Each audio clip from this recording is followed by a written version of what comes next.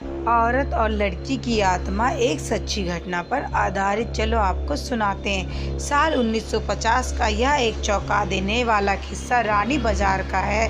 यहाँ राम प्रकाश रहता था, जिसकी बेटी को 5 साल की उम्र में कैंसर हो गया था। कई डॉक्टरों को दिखाया और इलाज कराने पर भी उसमें किसी तरह का सुधार नज़र नहीं आ रहा था।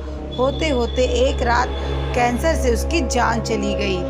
उस बच्ची की जान रात के करीबन 1 बजे हो गई थी। उसी रात को पास के ही एक गांव की महिला मोहिनी को एक ट्रक ने टक्कर मार दी थी। मोहिनी के परिवार वालों ने पूरी विधि के साथ उसकी अंतिम विदाई कर दी। अब बच्ची के परिवार वाले भी उसे दफनाने के लिए जंगल की तरफ निकल गए।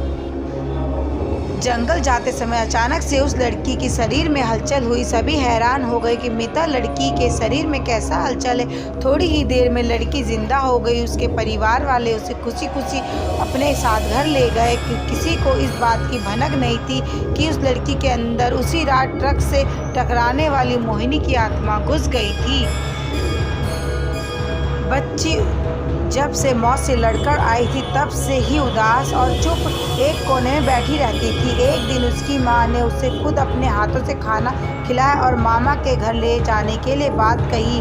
खाना खिलाकर उसे अच्छे से तैयार करके वह अपने मायके ले गई। रास्ते में वह बच्ची जैसे ही उस ट्रक के हादसे वाली जगह पर पहुंची तो उसने अपनी माँ को कहा कि मेरा गाँव इधर है।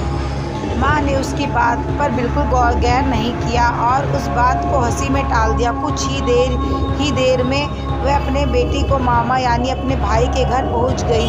1-2 दिन बाद मामा जी के घर के आसपास ही बच्ची के अंदर घुसी मोहिनी को अपनी पड़ोसन सिमरन दिखी। उसने जोर से उससे नाम से पुकारा। सिमरन ने पलट कर देखा तो एक छोटी सी बच्ची। उसे बड़ी हैरानी हुई कि उस लड़की को मेरा नाम कैसे पता। तभी मोहिनी ने अपनी बीती सारी बातें उसे बता दी। उसने कहा कि मेरे परिवार वालों ने मेरी मौत से ही पहले मुझे जला दिया था, इसलिए मेरी आत्मा भटक रही थी।